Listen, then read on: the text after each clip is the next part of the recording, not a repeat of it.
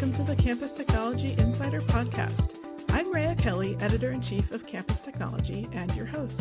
And I'm here with Kathe Pelletier, Senior Director of Community Programs at Educause, to talk about assessing institutional AI readiness in higher ed. Kathe, welcome to the podcast. Hey, thanks, Rhea. Nice to be here. So Educause just recently came out with a Higher Education Generative AI Readiness Assessment. Can you kind of give a brief overview of what that is? Yes, so it's actually our version 2, and it's exciting to be able to build on the first one, which we developed, it's maybe a year ago or so, and we knew at that time that things were moving so quickly that we were going to have to come back and open it up again and both look at the content as well as the approach to the assessments. So I'm really excited about the version 2, which has a couple of components I think will be important for the audience to know about. The first really is just the purpose of the assessment and the complexity of, kind of amidst the complexity of the environment that we're still in. When you talk about AI readiness on your campus, that often leads to, eyeballs swirling back in their heads and people saying like, I don't even know what is even happening on campus, much less, what can we be ready for? So we really tried to communicate in the setup of the assessment that we want institutions to be talking amongst themselves around what are your ideals and goals and vision for AI on your campus. Is it, maximizing AI in your classroom? Is it an enterprise data model? Is it making sure that you are working with your vendor partners to ensure that you have ethical functionality? So that can look a lot of different ways. So we really want institutions to level set first around what their goals are. And then from there, the jumping off point of the assessment really helps them to provoke conversation about aspects of readiness that they may not have considered and then lead them into a path of, let's work with our teams to build readiness towards these areas. So the conversation piece, I think, is really critical. The other piece that I think that I'm really excited about that we've added this time is part of the conversation piece, and that is some high-level templated ideas for action planning. So once you receive results, then you say, oh gosh, we're maybe not as ready as we thought, or there's some areas that we really have to shore up, or we're really doing great on governance. So let's really zoom into that and build on that strength that we already have. So the action planning resources really are intended to extend that conversation to what's next, not just, oh, now we know that, we're either, doing great or have a ways to go. But really, again, engaging across the campus around how to step into the plans that you need to make to get to the future of AI that you're hoping for. And then finally, we have resources that are available for folks to use to educate themselves either on what's happening in the field and what the landscape looks like, or other tools that we might have that can help folks with that readiness. So also recently, the second annual Educause AI Landscape Study came out, which I got to say is one of my favorite things. It just has so much interesting data in there. So I'm curious now how that informed you in revising the readiness assessments, year over year. Yeah, that's a great question. And I will have to tell our researcher, Janae Robert, that the landscape report is one of your favorite things. It's one of my favorite things too. I think it's really a fascinating read and really normalizing, I think, in terms of where folks are on the spectrum of implementation and how they're approaching strategy. And so I invite our listeners to take a peek at that as well.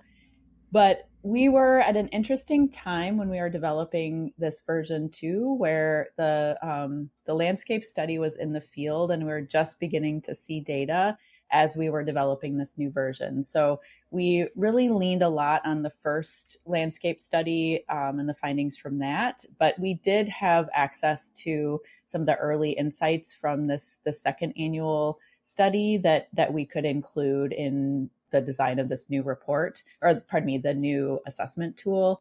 And that was one of many resources that we leveraged when we were looking at, when we opened up the hood and looked at the content. We did a scan of probably, gosh, I want to say 10 to 15 other readiness instruments and other frameworks around readiness that were already out there in the field. And we, scanned the themes and really looked at what the pieces were that were standing out as really common and the things that might be missing from some of those instruments as well. And then we convened a panel of our Educause members who work with AI in various ways, and we invited them to both prioritize those elements that we were seeing, but also give a voice over to what they mean and how they would interpret that and how they would want to see those represented in this kind of assessment. So it was, again, the landscape study, I think, helped to spark some ideas about what we might want to include, but we really looked broadly about, as we were refining the content areas. One of the data points that stood out to me from that landscape study was that only 22% of respondents reported having an institution-wide approach to AI-related strategy. Yeah. And I think the report said or noted that that implies, that progress and experiences with AI on campus remain uneven kind of across the board. So with this assessment tool, should that be a starting point for AI strategy? Is it a status check for AI strategies that are already underway? Sort of how should institutions be using it, according to where they are on that journey? Yeah, that's such a great call out. And I think, wanting to lean into that, institution context specific approach for this idea of readiness and AI strategy, I would say probably we could say objectively it's good to have an institution wide approach to AI strategy, because then that helps institutions be aligned in their efforts and to work kind of collectively together towards something that's ever changing, and having a North Star, I think, is really critical. That being said, some institutions are so decentralized that it having an institution-wide approach at this point in AI's life cycle or AI's maturation as a technology is probably less possible than it might be with a smaller centralized institution. So I think acknowledging your institutional context, whether it's we want to have a centralized approach, but we don't yet, and using the assessment tool is a great way to get there, because assuming you're getting all the right people around the table and having that conversation institution wide, that can inform the development of an institutional strategy.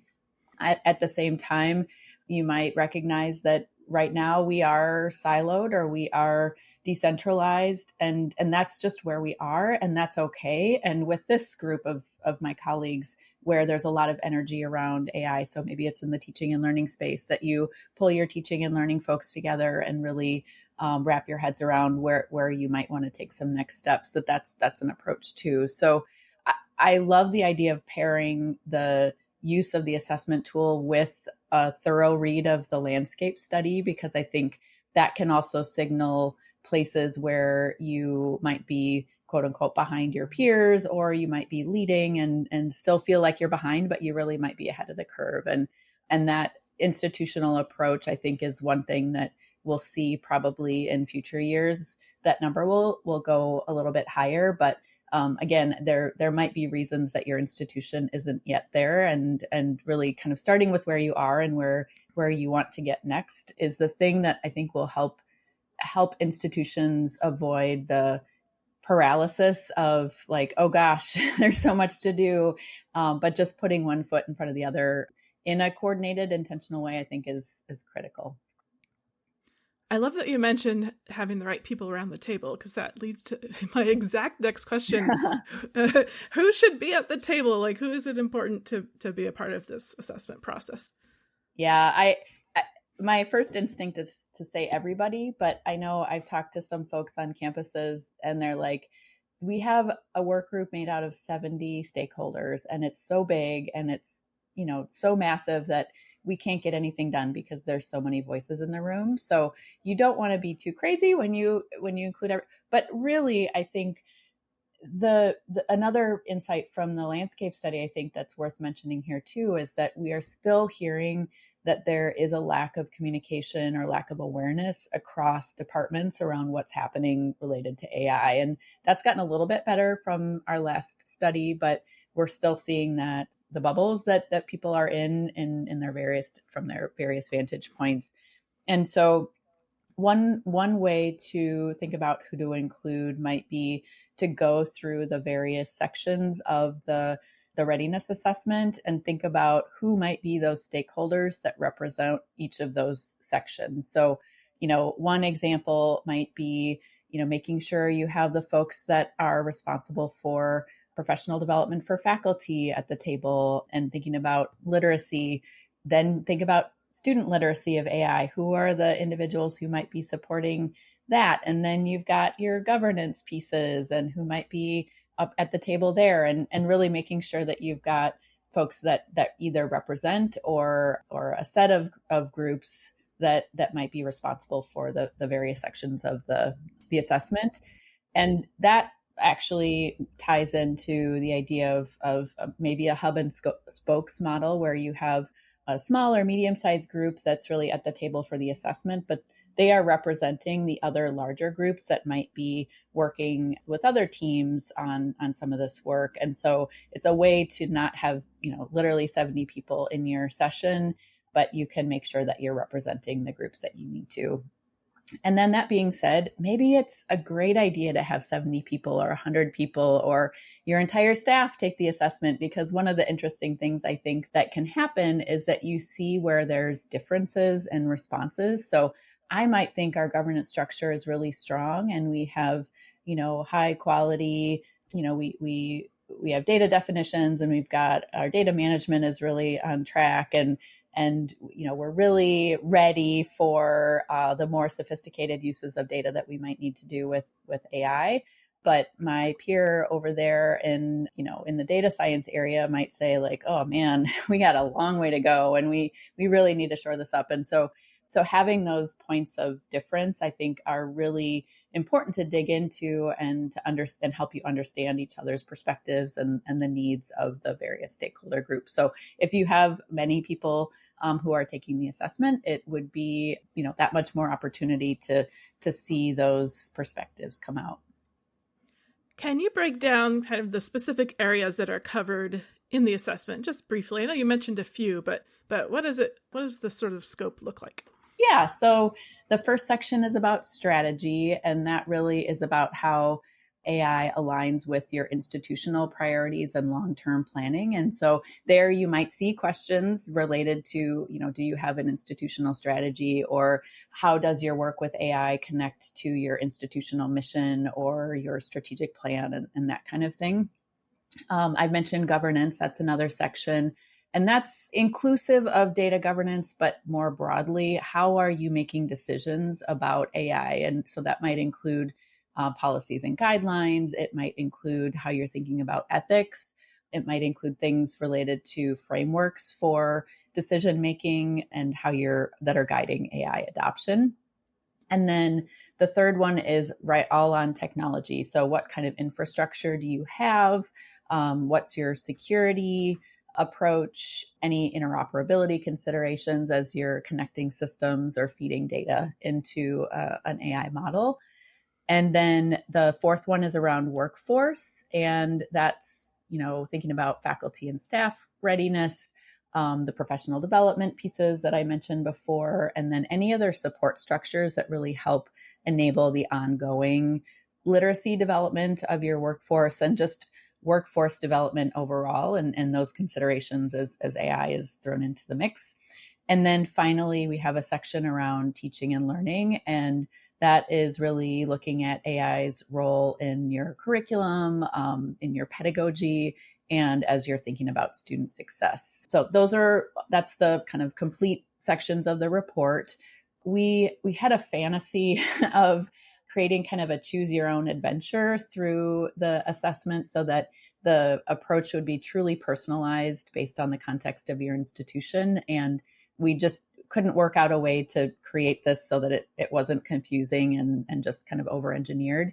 But again, really want to bring it back to this idea that the assessment really is intended to help you in your context make good decisions about where you want to go next. And so, for example, this may be a silly example, but if you really aren't using AI in teaching and learning and you've already decided that, that's not a direction you're headed, maybe that section isn't as important as some of the other pieces, but it is available for you in case you would like to peek over there and see what's going on. Or maybe a more realistic example might be, you're not planning on creating an enterprise data model. And so maybe some of the technology pieces may be less important for you because you're not connecting your data sources, you're not connecting various other systems.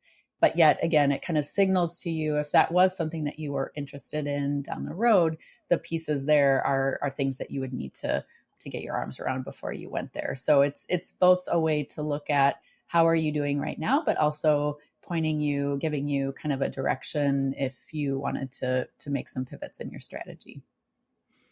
Are there areas you expect institutions might be especially ahead or behind on in general?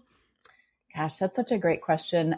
One thing that comes up a lot is governance. And I really think it depends, and maybe governance and technology, maybe. I think it depends on where your emphasis has been. So some institutions fit in the kind of institutional persona of like charging ahead and pushing the boundaries and really testing new use cases and believing that the governance will follow. So kind of learning as they go and learning what systems need to be connected or what data they might need or how they might need to treat those data differently and kind of building those structures and those processes and those systems as they go. On the other hand, there are some other great examples of institutions that are saying we are going to be really cautious with our use right now until we are confident that we have really comprehensive structures for governance and decision making and policy and ethical frameworks and really building the culture of the institution around ethical and responsible use for AI, and then pulling in the AI systems and tools. And so they might really be ahead with the governance pieces, but maybe less advanced in the actual implementation of AI initiatives. So that's been an interesting dynamic that we've seen. But pulling from our AI landscape report, again, I would say the biggest need that we see is around literacy for stakeholders. We're seeing that students are using AI more than faculty are, and if faculty really aren't prepared to either teach with AI or even understand how students are using it in appropriate and maybe inappropriate ways, then we're kind of at an impasse. And with so much implication for AI in the future workforce or the current workforce, I think the more faculty education there is to help infuse it into curriculum where appropriate and to offer opportunities for students to be learning how to learn and work with AI alongside them, I think is going to be really an important piece. So what happens once the assessment is completed and you click submit? I'm imagining what happens next? All your problems are solved. Um, so what happens next is that you will receive an email and it will show you the content of your responses. And the way that we set up the assessment, you'll see it's kind of a squishy Likert scale of we're doing really good on this, or we were kind of okay but could do a little bit better, or we haven't really started, or this we're really at the beginning of this. So that's how the scoring works. And we really wanted it to be squishy on purpose so that not getting caught up in numbers or really a quantitative measurement, but more of a directional sense of we're really great, or we're okay but need some work, or again, this isn't important, or we really have a lot of work to do. So you'll see all of your answers reported out.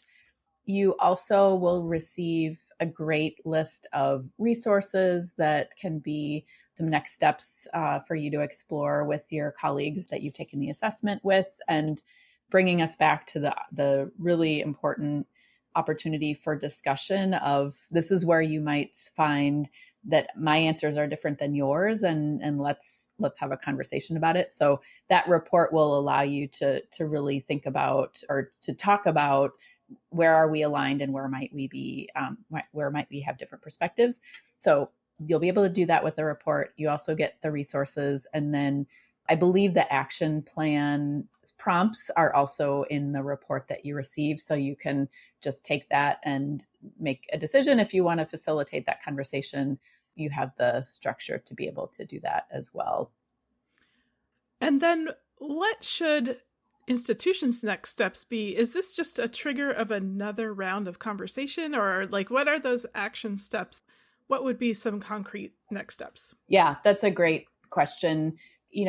I keep saying conversation, I keep saying discussion, and that really is the power of the assessment. I think that the content of the assessment is important, obviously, as it points to things that institutions need to be thinking about. But the really key value is this prompt for discussion. And so you mentioned the action plan, and what we've done for that is take what we know about foresight and applied it to this action plan template or set of prompts. And we really want institutions to be, and so one of the things about foresight that's really powerful is that it allows you to think about not only possible futures, but also the preferred future that you really want to happen. So there are prompts within our template there that guide institutions to be thinking about, what is their ideal future in terms of AI at their institution. And so that's one of the conversations that you might have. And then there are several other prompts that invite institutions to think about, what are the momentum points that will really enable them to get the actions that they need to take to get to that preferred future. What might be some barriers or sticky parts that will be more challenging that they'll need to overcome, and what are the priority levels of each of those actions to take. So it really helps them to think, to create in their own context the actions that they will want to identify and prioritize, and then turn into project plans eventually, or initiatives that will get them closer to the next level of readiness in the areas that they're focusing on. So the assessment doesn't tell you what to do, but it gives you the tools to determine what those next actions should be. Yes. Yeah, in your context. Yeah, we really, when we were developing the assessment, we really wanted to be able to give a recipe that others could follow based, maybe based on the way they scored, or other things that we knew about the different aspects of AI readiness. And then we just kept coming back to the importance of institutional context, and how it would, even if we could pull off some sort of magical recipe that we could send to the people who are taking the assessment, it might not really be that beneficial, because it wouldn't be considered within the context of the institution. And so, maybe there will be a point in the future when we're able to be a little bit more prescriptive with some actions. But the resources that we're providing, one example of a resource that's included is actually an action plan that we created with a panel related to generative AI. So it's just focused on generative AI, but in that particular resources, there are great examples and lists of actions at the individual level, the department level, the institutional level, and then across the institution that you might take to move forward with a future that includes generative AI. So that's a great source for some ideas for those actions, as well as, the landscape report and other things. So we're trying to offer the maybe raw material that institutions then can take and pull from as it relates to their own institutional setting.